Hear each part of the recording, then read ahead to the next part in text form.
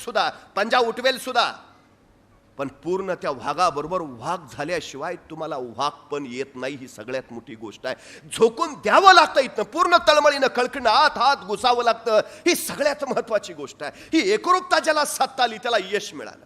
परमेश्वर तरी कुणाला भेटला? परमेश्वराशी ज्याला एकरूपता साधता आली त्याला. आमच्या तुकोबरायांनी भक्तीचं नव्हे अभ्यासाचं फार सर्वात उत्तम उदाहरण दिलंय. ते असं म्हणतात की देव पहाया गेलो, देवची होऊन आलो. सगळ्या जीवनाचं सार आहे, सगळ्या जीवनाचं. मी तुकोबा कधीपर्यंत आहे? देवाजवळ जातोय तोपर्यंत आहे. एकदा देवाजवळ गेलो की मीच देव झालो, संपला विषय. हे देव पण जोपर्यंत तुम्हाला होत नाही, बस काय व्हायचं आहे? कलेक्टर कुठे निघालाय? कलेक्टर होण्याच्या दिशेनं जाताय तोपर्यंत तुम्ही आहात. एकदा तिथपर्यंत पोहोचला की तुम्ही परीक्षा व्हायच्या आधीच कलेक्टर झाला. हे आधी झाल्याशिवाय मग कलेक्टर होता येत नाही. हे होणं महत्वाचं आहे. आत ध्यास, श्वासाबरोबर तो ध्यास आला पाहिजे. प्रत्येक श्वासागणिक सातत्यानं ते आम्हाला वाटलं पाहिजे. होय, दुसरं काही नाही. हा ध्यास ज्याला तयार करता आला त्याला स्वतःच्या श्वासावर विजय मिळवता आला. ही सगळ्यात यश तर त्याला मिळतच, मग बाकी काही नाही. ही सगळ्यात महत्वाची गोष्ट आहे. खरं तर आमच्या संस्कृतीमध्ये दोन तत्वज्ञान आहेत. एक तत्वज्ञान आहे प्लेटोवादी, दुसरं तत्वज्ञान आहे अरिस्टॉटलवादी. प्लेटो आदर्शवादी होता, अरिस्टॉटल व्यवहारवादी होता. आता ह्या परदेशी विचारवंतापेक्षा या माझ्या देशामध्ये दोन तत्वज्ञान आधीच तयार झालेत. एक रामाचं तत्वज्ञान आहे आणि एक कृष्णाचं तत्वज्ञान आहे. राम आदर्शवादी होता आणि कृष्ण व्यवहारवादी होता. तुम्हाला या जीवनामध्ये जगताना रामनीती सुद्धा अवलंबायला हवी आणि कृष्ण नीती सुद्धा अवलंबायला हवी. हे जमलं तर तुम्हाला यशापर्यंत पोहोचता येतं. ही सगळ्यात महत्वाची गोष्ट. रामाच्याच वाटेनं आदर्शवादी म्हणून गेलात तर अडचण येईल. कृष्ण म्हणून सुद्धा तुम्हाला जगता आलं पाहिजे, जे इतरांच्या कल्याणाचं आहे. मग ते खोटं असलं तरी सत्यच. ही कृष्णाची सत्याची भूमिका आहे. आम्हाला तीही निर्माण करता आली पाहिजे. आम्हाला त्या मार्गानं जाताच आलं पाहिजे. हा सगळ्यात मोठा भाव आहे. आम्ही निश्चितपणे तो विचार करायला हवा. एक प्रधानाचा मुलगा शाळेला जायचा. रोज सकाळी शाळेला जाता जाता राजवाडा वाटेत लागायचा आणि त्या प्रधानाच्या पोराला शाळेला जाताना बघितलं की राजा त्या मुलाला हाक मारून बोलवायचा, ए इकडे ये. आणि तो प्रधानाचा मुलगा आला की राजा त्याच्या पुढे दोन नाणी ठेवायचा. एक नाणं असायचं सोन्याचं, दुसरं नाणं असायचं चांदीचं. आणि राजा प्रधानाच्या मुलाला विचारायचा, ह्यातलं जे मौल्यवान नाणं असेल ते तू उचल. यातलं सर्वोत्तम मौल्यवान नाणं तू जर ओळखलंस तर उचललेलं नाणं तुला. आणि तो प्रधानाचा मुलगा मग एका हातात राजाच्या सोन्याचं, दुसऱ्या हातात चांदीचं. तो प्रधानाचा मुलगा चांदीचं नाणं उचलायचा. राजा म्हणायचा, प्रधान एवढा हुशार पण पोराच्या डोक्यात काय भेजा नाही, त्याला मौल्यवान काय तेच कळत नाही. दुसऱ्या दिवशी परत प्रधानाचा मुलगा शाळेला निघाला. राजा परत तीच परीक्षा घ्यायचा. एका हातात सोन्याचं नाणं, दुसऱ्या हातात चांदीचं, उचल मौल्यवान. हा परत चांदीचं नाणं उचलायचा. महिनाभर असंच चालू राहिलं. राजाची पक्की खात्री पटली, हे असंच दिसतंय, बापाचा काही गुण ह्याच्यात आलेला नाही, बापच हुशार, पोरात ती हुशारी दिसत नाही. महिनाभरानंतर राजाने शेवटी प्रधानाला विचारलं, काय हो प्रधानजी, तुम्ही एवढे हुशार, बुद्धिमान, विद्वान, आणि तुमचा मुलगा असा कसा? प्रधानाने विचारलं, काय झालं? अहो म्हणजे तो रोज शाळेला जातो, मी त्याला रोज बोलावतो आणि रोज दोन नाणी हातात ठेवतो, एक सोन्याचं एक चांदीचं, सांगतो मौल्यवान असलेलं उचल. आणि तुमचा मुलगा चांदीचं नाणं उचलतो, त्याला मौल्यवान काय ते कळत नाही. अहो सोन्याचं नाणं उचलायचं सोडून रोज महिनाभर ते चांदीचंच नाणं मौल्यवान म्हणून उचलतोय, त्याला शिकवलंय का नाही मौल्यवान काय? प्रधानालाही वाईट वाटलं. तो म्हणला, बघतो आपला मुलगा हुशार आहे, त्याला माहिती आहे, पण हे असं का करते काय कळेना. मग ते घरी आला, मुलाला बोलावलं, इकडे ये. अरे मुलं वडिलांचं नाव रोशन करतात, तू काय घालवायला आलायस का? तुला एवढा शिकवून तयार केला, तुला मौल्यवान काय ते कळत नाही. अरे महिनाभर राजा तुझ्या पुढे दोन नाणी ठेवतो, एक सोन्याचं एक चांदीचं, आणि तू सोन्याचं नाणं उचलायच्या ऐवजी चांदीचं नाणं उचलतोय, तुला मौल्यवान कळत नाही. एवढा ऐकल्याबरोबर पोरगा म्हणला, बाबा जरा थांबा. आत गेला, एक बरणी घेऊन आला. बरणीत सगळी महिन्याची साठलेली चांदीची नाणी होती. आणि तो बाबांना म्हणला, ही महिनाभरची कमाई आहे. तुम्हाला काय वाटलं, राजा मला खेळवतोय? महिनाभर मी त्याला खेळवतोय.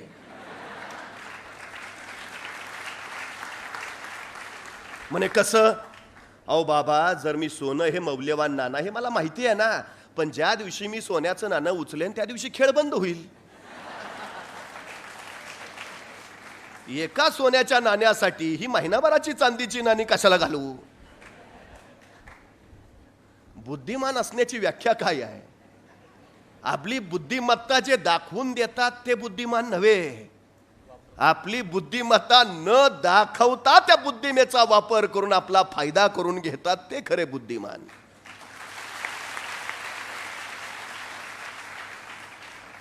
ज्ञानी माणूस फारसा बोलत नाही आणि अज्ञानी बोलण्याशिवाय दुसरं काहीच करत नाही. ज्याला अनुभव आहे तो फारसं व्यक्त होत नाही, ज्याला अनुभव नाही तो सारखाच बडबडल्याशिवाय शांत बसत नाही. ज्ञान ही सगळ्यात महत्वाची गोष्ट आहे. ती तुम्हाला अनुभव देते, ती तुम्हाला, आणि हा अनुभव तुमचा तुम्हाला घ्यायचा आहे.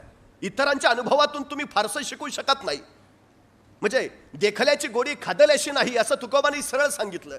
साखर बघून त्याचा अनुभव घेता येत नाही, ती चाखावीच लागते, खावीच लागते, त्यावेळी त्याची गोडी कळते. तुमच्या जीवनाचे अनुभव तुम्हाला घ्यावे लागतील. मग ते यशाचे असतील अपयशाचे असतील, हे अनुभव जोपर्यंत तुम्हाला येत नाही तोपर्यंत तुम्हाला ज्ञान मिळत नाही. आणि अनुभवाशिवायचं ज्ञान हे काडी मात्र उपयोगाचं नाही. ही सगळ्यात महत्वाची गोष्ट आहे. पुस्तकी पांडित्य तुम्हाला फार काळ पुढे नेऊ नाही शकत, त्याला अनुभवाचंच ज्ञान हवं जे तुम्हाला सातत्यानं पुढे रेटत राहील. ही सगळ्यात महत्वाची गोष्ट आहे. त्यामुळे सगळ्यात महत्वाचा विषय, बुद्धिमान कोण?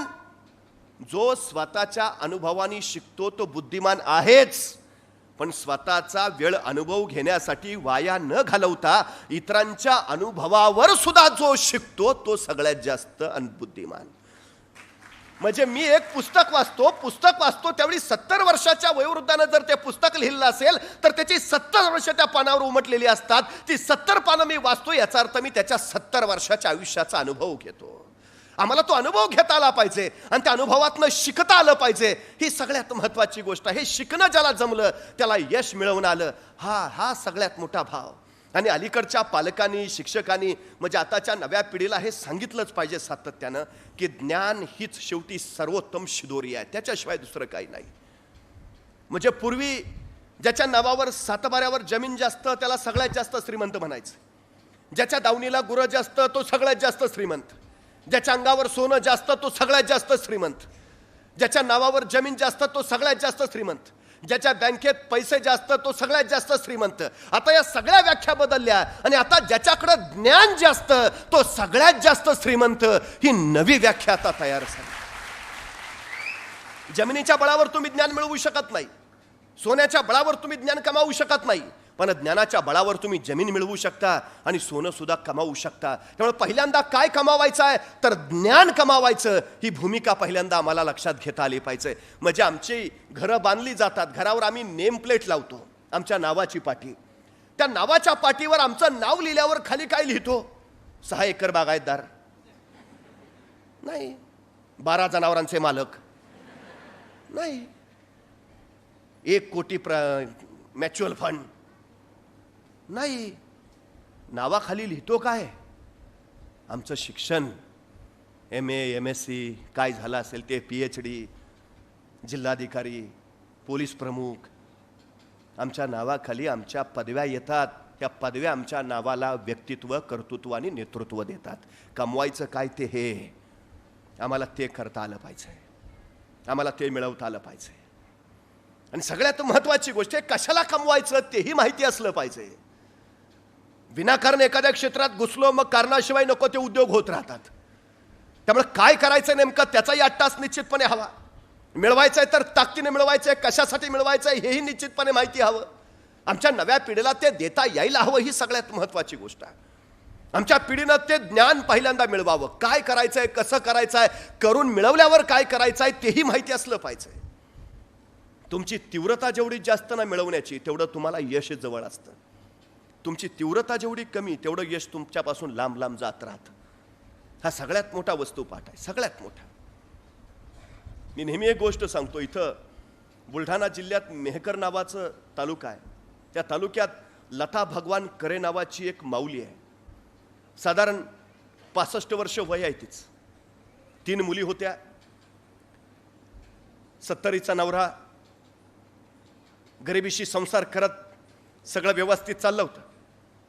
3 मुलींची लग्न करून दिली. आयुष्यभर जेवढं काय कमावलेलं, साठवलेलं ते सगळं मुलींच्या लग्नात घातलं. आता दोघं नवरा बायको दुसऱ्याच्या शेतात रोजानी जायचंय. जो काही रोजगार हातावर पडायचा त्याच्यातनं आपली सुखाची मीठ भाकरी खायची. आनंदात चाललं होतं अगदी सगळं. पण अचानक नवऱ्याची तब्येत बिघडली. बायकोला काय करावं कळेना. तिथल्या सरकारी दवाखान्यात घेऊन गेली. सरकारी दवाखान्यात डॉक्टरांनी सांगितलं मोठ्या डॉक्टराकडे न्यावं लागेल. काय करावं सुचेना. 4 जणांकडनं, शेजाऱ्या पाजाऱ्यांकडनं पैसे गोळा केले. नवऱ्याला सोबत घेतला आणि बुलढाण्याला गेली. तिथं नवऱ्याला दवाखान्यात दाखवलं. डॉक्टरांनी सांगितलं काय आणखी तपासण्या कराव्या लागतील, पण त्याची सोय आपल्याकडे नाही. तुमच्या नवऱ्याला घेऊन तुम्हाला बारामतीला जावं लागेल. आता मात्र त्या माऊलीच्या पायाखालची जमीन सरकली. अरे आता इथपर्यंत यायला 4 जणांकडनं पैसे घेऊन आलो, आता बारामतीला जायचं कसं? तिथं पैसे लागतील, ते आणावे कुठून? करावं तरी काय? अरे पोटाची खळगी कशी बशी भरतो आपण? जगावं तरी कसं? की आजारी माणसानं सरळ मरून जावं, जगूच नये. त्या माऊलीच्या डोळ्यातनं घळघळ अश्रू ओघळायला लागले. करावं काय? ज्या माणसानं आयुष्यभर खस्ता खाल्ल्या, ज्या माणसानं आयुष्यभर स्वतःच्या खांद्यावर संसार पेलून धरला, ज्याने आयुष्यभर आम्हाला सुखाची सावली दिली, आज त्याच्यावर वेळ आली आणि आपण काही करू शकत नाही. ती माऊली आतल्या आत गलबलत राहिली. करावं काय? शेवटी परत आली. आणखी 4 जणांपुढे शब्द टाकला. मिळतील जुळतील तेवढे पैसे गोळा केले, नवऱ्याला सोबत घेतला आणि बारामतीला पोहोचली. डॉक्टरांच्या पुढे नवऱ्याला दाखवलं. डॉक्टरांनी तपासणी केल्या आणि सांगितलं एक महत्वाची तपासणी करावी लागेल. आता मात्र तिचा धीर कचला. तपासणं तरी किती करता तपासण्या? तिने डॉक्टरला विचारलं, डॉक्टर ठीक, पण खर्च किती येईल? आणि डॉक्टरांनी जो खर्चाचा आकडा सांगितला, तिच्या डोळ्यापुढे दिवसा अंधारे आल्या. अरे कसं करावं तरी कसं? कुठून आणावे पैसे? न्यावं सरळ नवऱ्याला मर म्हणून सांगावं? करावं काय? काय आतल्या आत ढसढसत राहिली. बाहेर आली, त्या बाकड्यावर बसली, पदरानं डोळे टिपत राहिली. कसं करावं? काय काय सांगू नवऱ्याला? जावं माघारी सरळ परत? मरू द्यावं नवऱ्याला असंच? आतल्या आत हमसत राहिली. थोडा वेळ झाला, डोळे पाणावलेले कोरडे झाले आणि त्याच बाकड्यावर पडलेला पेपर तिला दिसला. तो पेपर तिनं वाचला. मोठ्या ठळक अक्षरात छापलेली बातमी तिच्या नजरेत भरली आणि ती चमकली. बातमी होती बारामती मॅरेथॉनची आणि मॅरेथॉन मध्ये जिंकणाऱ्या स्पर्धकाच्या बक्षिसाची. त्या बक्षिसाच्या आकड्यावर तिची नजर फिरवली आणि त्याच्या डोक्यात झणकन कल्पना आली, ही बक्षीस जर मी जिंकलं तर माझ्या नवऱ्याची तपासणी होऊन उपचार होईल. बस 65 वर्षाची माऊली तिने निर्णय घेतला नवऱ्याचा जीव वाचवण्यासाठी या बारामती मॅरेथॉन मध्ये भाग घ्यायचा. आणि ती 65 वर्षाची माऊली त्या मॅरेथॉनच्या तिथं पोहोचली. सगळे स्पोर्ट्सचे शूज घालून आलेले, टी शर्ट घातलेले, रोज धावण्याचा सराव करणारे मॅरेथॉन स्पर्धेला. आणि त्यात ही आली होती 65 वर्षाची लता भगवान करे, नऊवारी नेसलेली, कासोटा घातलेली, अनवाणी पायाची. संयोजकांना सांगते मला स्पर्धेत भाग घ्यायचा आहे, मला पळू द्या. चकित होऊन सगळे बघायला लागले. ती सांगायला लागली माझा नवरा दवाखान्यात आहे, त्याला वाचवायचं असेल तर पळण्याशिवाय पर्याय नाही, मला कृपा करून पळू द्या. संयोजकाने तिला भाग घेऊ दिला आणि 65 वर्षाची माऊली त्या स्पर्धेला तयार झाली. बघता बघता पट्टी पडली आणि मॅरेथॉन चालू झाले. बेभान होती लता भगवान करे पळत राहिली. आजबाजू रोजचे रोज कसलेले सराव करणारे धावपटू पळत आहेत आणि त्यांच्या बरोबर पळते 65 वर्षाची नऊवारी घातलेली, कासोटा नेसलेली लता भगवान करे. डोळ्यापुढे फक्त नवरा दिसतोय, त्याच्यासाठी पळायचंय, त्याला वाचवायचंय, त्याला जगवायचंय, बस जिंकलंच पाहिजे, दुसरा पर्याय नाही. बेभान पळते. आतापर्यंत पळली होती रानात जनावरांच्या माग, आतापर्यंत पळली होती संसारला ठिगळा लावताना, आतापर्यंत पळाली होती संध्याकाळचे 2 घास कमावताना. अशी मैदानावर कधी पळलीच नव्हती. पण आयुष्य आता पळायला लावत होतं बेभानपणे. पळत होती आणि अखेर आवाज झाला, स्पर्धा संपली आणि त्या बारामती मॅरेथॉनची विजेता ठरली ही 65 वर्षाची लता भगवान करे.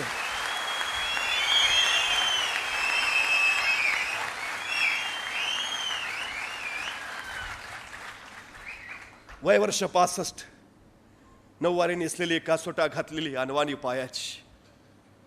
तिच्या यशाचं कारण काय? इतर कसलेल्या धावपटूंसारखी ती वर्षभर मैदानावर सराव तर अजिबात करत नव्हती. त्या मैदानावरचे खडे टोचून आहेत म्हणून तिच्या पायात स्पोर्ट शूज सुद्धा नव्हता. साडीचा कासोटा पायात अडकून आपण पडू की काय अशी भीती सुद्धा तिला वाटली नाही. रोजच्या रोज कसलेले सराव करणाऱ्या धावपटूंच्या तुलनेत आपण टिकू शकू का हा प्रश्नही तिच्या मनात आला नाही. आपण आधी कसेच पळलो नव्हतो हेही तिला पळताना आठवलं नाही. तिला फक्त आठवत होता नवरा, तिला फक्त आठवत होता त्याचा आजार आणि तिला फक्त आठवत होता माझा नवरा जगवायचा आहे एवढाच विचार बस. जिंकण्याची तिची तीव्रता एवढी प्रचंड होती ना, ती तीव्रताच तिला यश देऊन गेली. तुमची जिंकण्याची तीव्रता किती आहे याच्यावर तुमचं यश अवलंबून आहे. किती तीव्रतेने वाटतं तुम्हाला?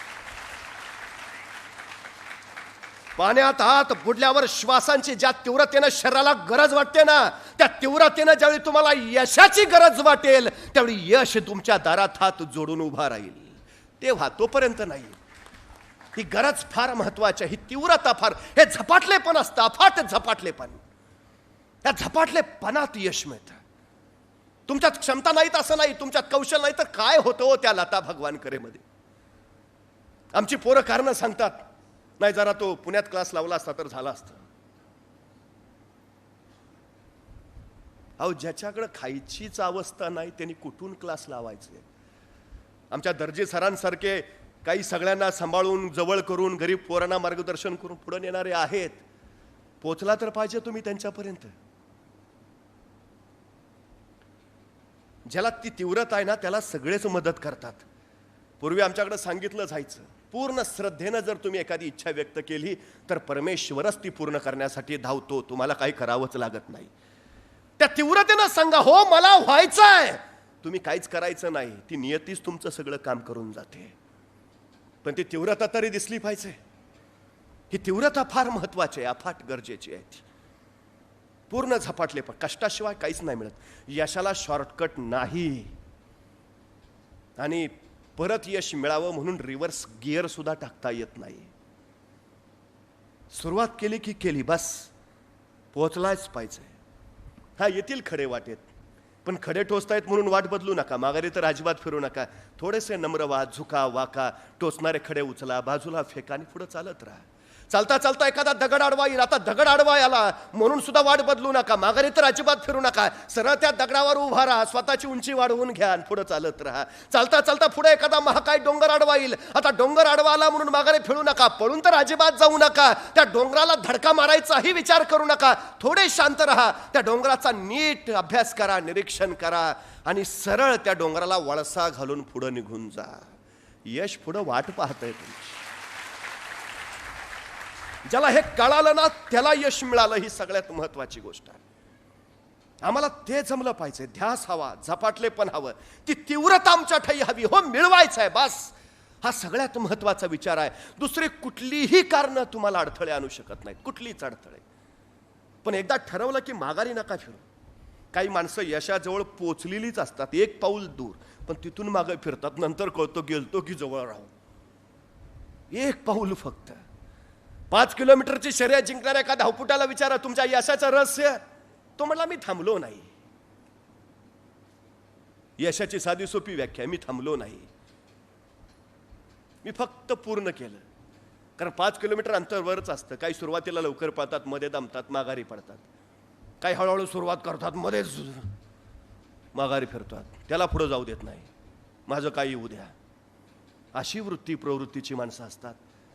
सातत्य हा सगळ्यात महत्वाचा गुण आहे. सातत्य.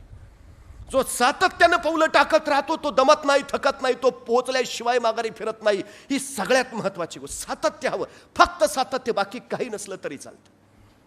अविरतपणे सातत्यानं चालत राहणं हा पोचण्याचा सर्वोत्तम मार्ग आहे, सगळ्यात महत्वाचं.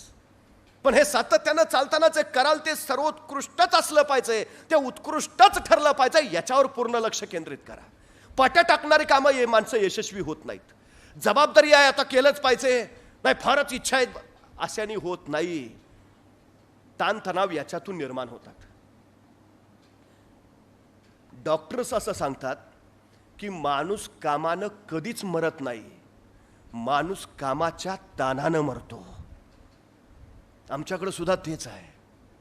आमची क्षमता एवढी आहे, आमची कौशल्य, आमच्यात सामर्थ्य एवढं आहे की आम्ही मरू नाही शकत कुठल्याच अभ्यासानं कामानं, अजिबात नाही. पण त्याचा जो ताण आम्ही घेतो ना तो आम्हाला थकवतो, तो आम्हाला दमवतो, तो आम्हाला मध्येच वाकवतो, झुकवतो, माघारी फिरायला भाग पडतो. हा ताण हसत खेळत झालं पाहिजे सगळं. कुणी एवढं काय तुम्हाला फासावर नाही देणार कुणी. मध्यंतर मी बातम्या 12वीचा निकाल लागला की आत्महत्या करणाऱ्यांच्या बातम्या वाचल्या. म्हणजे 3 तासाचा पेपर तुमचं आयुष्याचं भविष्य कसं काय ठरवू शकतो. धीरूभाई अंबानीचं रिलायन्स आज जगभर पसरलंय. 4थी नापास होते ते. जगातली 50% अधिक मोठी माणसं ही नापास आहेत. अडचण काय आहे. स्टीव्ह जॉबचं शिक्षण किती होतं. ज्ञानेश्वर कुठल्या विद्यापीठात गेले होते, पण विद्यापीठाच्या अभ्यासक्रमात आज ज्ञानेश्वरी आहे.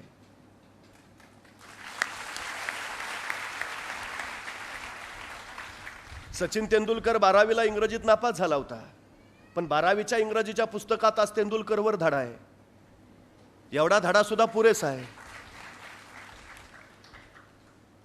या जगात पूर्ण परिपक्व कुणीच नसतं, पण चूक झाली याचा अर्थ काही चुकलं असं नव्हे, सगळं गणित फसलं असं नव्हे.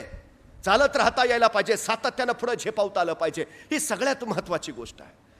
तो ध्यास, तो ठामपणा, तो निर्धार, ती अभिव्यक्ती आणि त्याच्यासाठी करावा लागणारा संघर्ष, करावे लागणारे कष्ट, ही सगळ्यात मोठी गोष्ट आहे, सगळ्यात महत्वाची.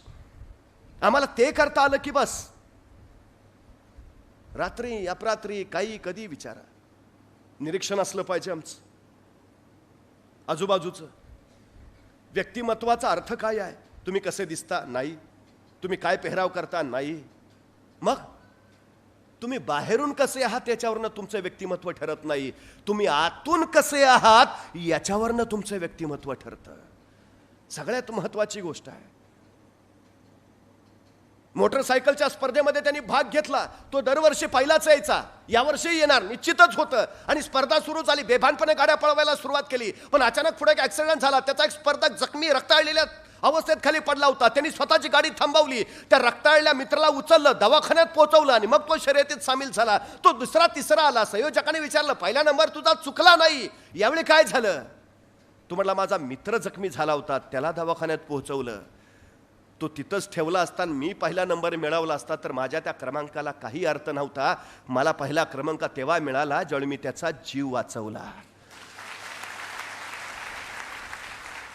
पाशवी ध्येय नकोत. काही करायचं, कसंही करायचं, काही होऊ द्या, पण मी करणारच. मग चांगला वाईट मार्ग ते नाही बघणार, शॉर्टकट लॉंग कट अजिबात नाही. हे सगळं संवेदनाशील आयुष्य आम्हाला निर्माण करत हसत खेळत जगता आलं पाहिजे. हसत खेळत आमच्या ध्येयापर्यंत पोहोचता आलं पाहिजे. तेव्हा ते खरं यश आम्हाला मानता येतं. तेव्हा ती भूमिका आम्हाला आमच्या यशापर्यंत ठामपणे पोहोचवत जाते. सगळ्यात महत्वाचा विषय आहे तो. अभिमान बाळगायला हा शिका की आपल्यासारखं या जगात दुसरं कुणीच नाही. आहे का कुणी? कुणी उठून सांगावं माझ्यासारखा कुणीतरी आहे? अजिबात नाही. तो परमेश्वर एवढा प्रचंड मोठा कलाकार आहे, म्हणजे 125 कोटी लोकसंख्या या देशाची, पण या 125 कोटीत एक माणूस दुसऱ्यासारखा अजिबात नाही, अजिबात नाही. मग आपल्यासारखा कुणीच नाही याचा अभिमान का बाळगत नाही? तुमचे डोळे तुमचे आहेत, तुमच्यासारखे डोळे दुसऱ्या कुणाकडेच नाहीत. तुमचे चेहरेपट्टी तुमचे आहे, तुमच्यासारखे चेहरेपट्टी दुसऱ्या कुणाकडेच नाही. अहो, तुम्ही एकमेवा द्वितीय आहात, याचा अभिमान का बाळगत नाही? आम्ही न्यूनगंड बाळगतो. अपयशाचं सगळ्यात महत्वाचं कारण आहे, सगळ्यात महत्वाचं. ते बाळगू नका, अजिबात नका. मी सुरुवातीला सांगितलेलं, स्वतःचा पराभव तुम्ही स्वतः करणार, दुसरं कुणीच नाही. क्षमता आहे, सामर्थ्य आहे, कौशल्य आहे, तुम्ही ते करणार. या वृत्तीनं सकारात्मक मनाला शिस्त लावत जर तुम्ही पुढे गेलात तर निश्चितपणे ठामपणा याचा अर्थ काय आहे? किती ठाम आहात तुम्ही याच्यावर तुमचं आयुष्य अवलंबून आहे. काय काय माणसं आपण चुकू म्हणून निर्णयच घेत नाहीत. चुकलो तर काय? म्हणजे एका UPSCच्या विद्यार्थ्याला इंग्रजीबद्दल एवढा भयगंड होता की आपण अधिकारी झाल्यावर आपल्याला इंग्रजीतनं बोलावं लागेल म्हणून तो मुलाखतीलाच गेला नाही. ही वस्तुस्थिती आहे. कोणच नाही तुमचा दुश्मन, तुमचा न्यूनगंड हाच तुमचा सगळ्यात मोठा शत्रू आहे. अजिबात तुमच्यासारखं दुसरं कुणीच नाही. ग्रेटेस्ट आहात तुम्ही, ही भावना पहिल्यांदा डोक्यात. मी सुरुवातीला सांगितलं, स्वतःवर प्रेम करायला शिका, नाही कुणी दुसऱ्यासारखं. ठाम राहायला शिका. चुकू द्या निर्णय चुकला तर, अडचण काय आहे? यशस्वी कोण होतात? जे योग्य निर्णय घेतात ते नव्हे, तर घेतलेला निर्णय योग्यच कसा होता हे जे सिद्ध करतात ते. सगळ्यात महत्वाचं आहे. मॉन्टी रॉबर्ट नावाचा एक रेसकोर्सवर घोड्यांच्या तबेल्यात काम करणाऱ्या मजुरांचा पोरगा होता. त्याच्या शाळेच्या शेवटच्या दिवशी त्याला निबंध लिहायला सांगितला, माझे स्वप्न. आणि रेसकोर्सवर घोड्यांच्या तबेल्यात काम करणाऱ्या मजुराच्या या पोरानं स्वप्न लिहिलं की एक दिवस माझ्या मालकीचा रेसकोर्स असेल, 200 ते 300 जातिवंत अरेबियन घोडे माझ्याकडे असतील, गाड्या, बंगला आणि जगातला सगळ्यात श्रीमंत म्हणून मला ओळखलं जाईल. निबंध लिहिला, निकाल लागला, त्याच्या वर्गातली सगळी मुलं पास झाली. नापास झाला तो मॉन्टी रॉबर्ट. तो शिक्षिकेकडे गेला, म्हटला मॅडम मला तुम्ही चुकून नापास केलंय, मला पास करा. मॅडम म्हटलं मी चुकून नाही तुला नापास केलं, जाणीवपूर्वकच केलंय. पण का? अरे तू स्वप्न काय लिहिलं, निबंध काय लिहिलायस तू? तू रेस्कोरचा मालक असणार, 200-300 जातीवंत अरेबियन घोडी तुझ्याकडं, गाड्या बंगला. अरे वेड्या, शक्य होईल ते स्वप्न बघावं, अशक्य कुठीतलं नाही. कधी कळणार तुला? तुझं हे स्वप्न कधीच पूर्ण होऊ शकत नाही. असं नसतंच स्वप्न. अरे तू विसरू नको, तू रेसकोर्सवर काम करणाऱ्या एका गरीब मजुराचा मुलगा आहेस. मी तुला पास करूच नाही शकत. नाही मॅडम तुम्ही मला पास करा. ठीक, तू तुझं स्वप्न बदल, मी तुला पास करते. मॉन्टी म्हणला नाही मॅडम, मी माझं स्वप्न नाही बदलणार, मी माझ्या स्वप्नावर ठाम आहे. मॅडम म्हणल्या नाही, मग मी तुला पास नाही करणार. तू ठरव, परीक्षेत पास व्हायचंय, पुढच्या वर्गात जायचंय, का हेच स्वप्न ठेवून घरी बसायचं आहे? मॅडम म्हटलं मी स्वप्न नाही बदलणार, द्या तो निकाल माझ्याकडं. पण लक्षात ठेवा टीचर, एक दिवस मी माझं स्वप्न पूर्ण करणारच. आणि तो मॉन्टी रॉबर्ट तिथून निघून गेला. 20 वर्षानंतर त्यात शिक्षिका त्यांच्या शाळेची सहल घेऊन एका रेसकोर्सला भेट द्यायला गेला. तेव्हा त्या तरुण मालकानं त्यांचं स्वागत केलं, त्यांना सगळा रेसकोर्स फिरून दाखवला. रेसकोर्स बघायचे पैसेही नाही घेतले. शेवटी त्या टीचरना त्यांनी विनंती केली, आपण दुपारचं जेवण माझ्यासोबत घ्याल का? आणि त्या सगळ्या विद्यार्थ्यांना टीचरना घेऊन तो स्वतःच्या डिनर हॉलमध्ये आला. तिथं त्या मॅडमनी बघितलं तर एका भिंतीवर एक सर्टिफिकेट फ्रेम करून ठेवलेलं. त्या मॅडम जरा चाहुलीनं जवळ गेल्या आणि म्हणाले, अरे हा तर आमच्या शाळेचा निकाल आहे. अरे बघ माझी सही आहे त्याच्या खाली. कुणाचा निकाल आहे? अरे कोण? Monty Robert. अरे त्या नापास झालेल्या मॉन्टी रॉबर्टचा निकाल तुम्ही फ्रेम करून लावलाय. अरे वेडा, त्याला स्वप्न बदल सांगितलेलं, तुला पास करते, त्याने ऐकलं नाही. कुठाय तो? तुमच्या रेसकोर्सवर कामाला आहे का? कुठाय तो? बोलवा त्याला. तसा तो तरुण मालक म्हटला, मॅडम मीच तो मॉन्टी रॉबर्ट.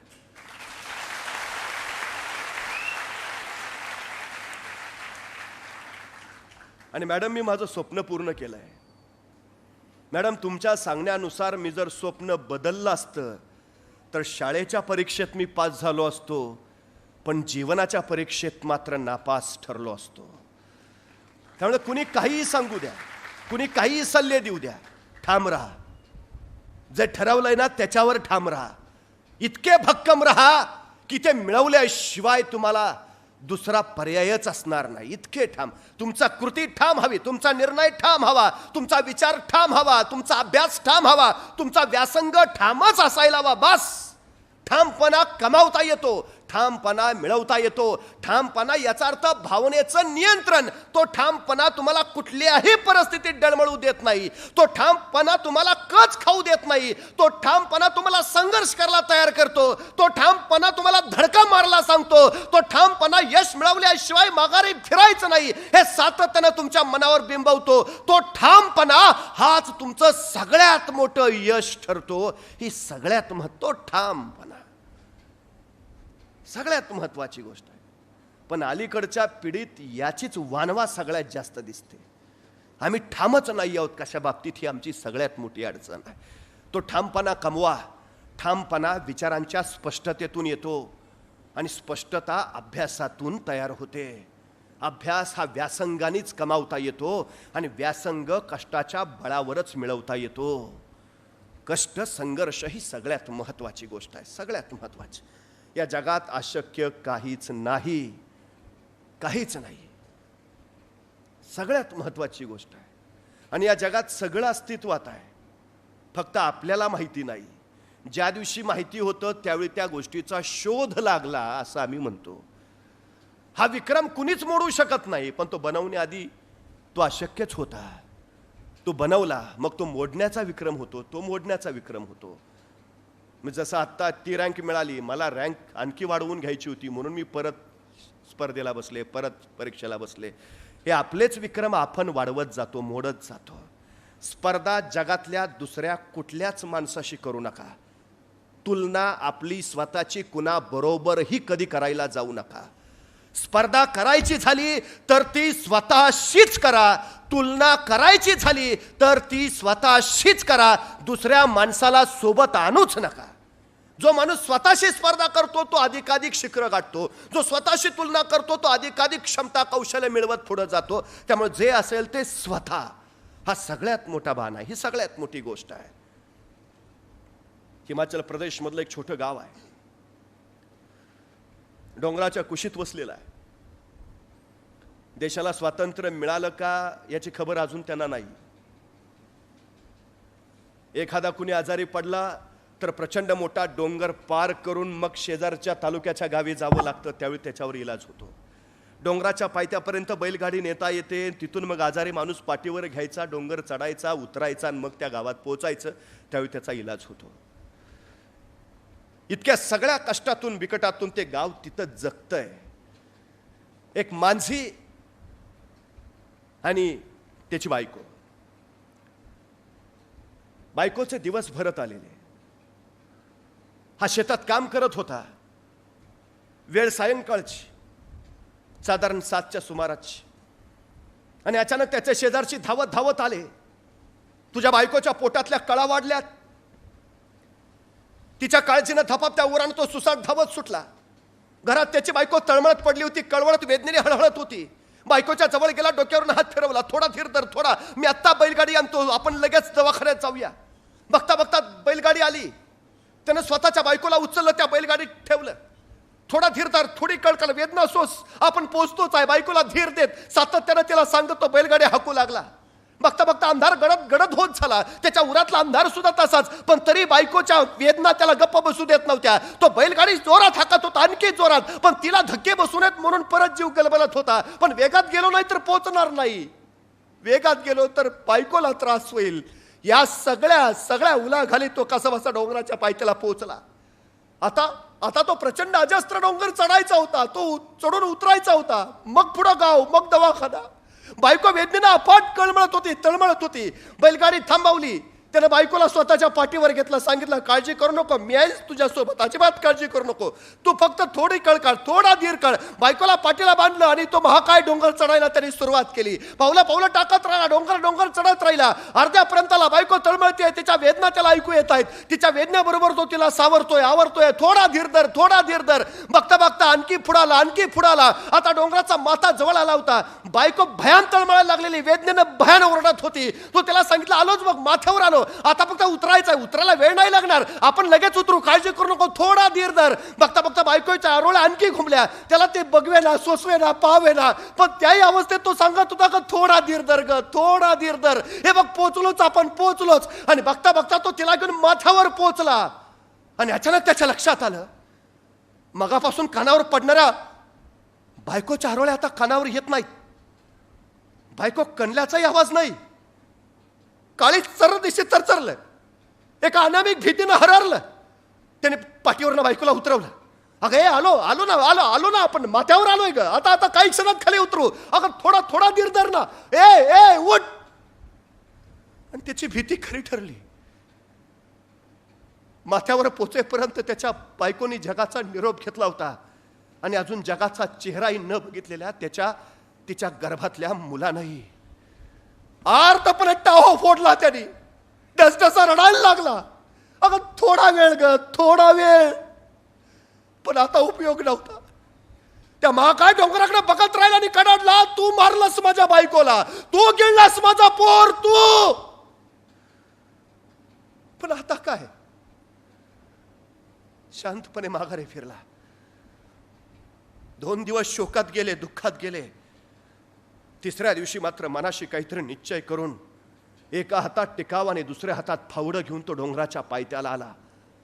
त्या अजस्त्र महाकाय डोंगराकडे बघत म्हणाला, काही जीव घेतल्याची आतापर्यंत, काही काया मारल्याची आतापर्यंत, काही कळ्या तुझ्या या माथ्यावरच कुस्करल्या असतील. तू ज्यांनी अजून जगाचा चेहराही बघितला नाही असे कोळे जीव तुझ्या चांगा कांद्यावर शेवटचा श्वास घेऊन संपले असतील. पण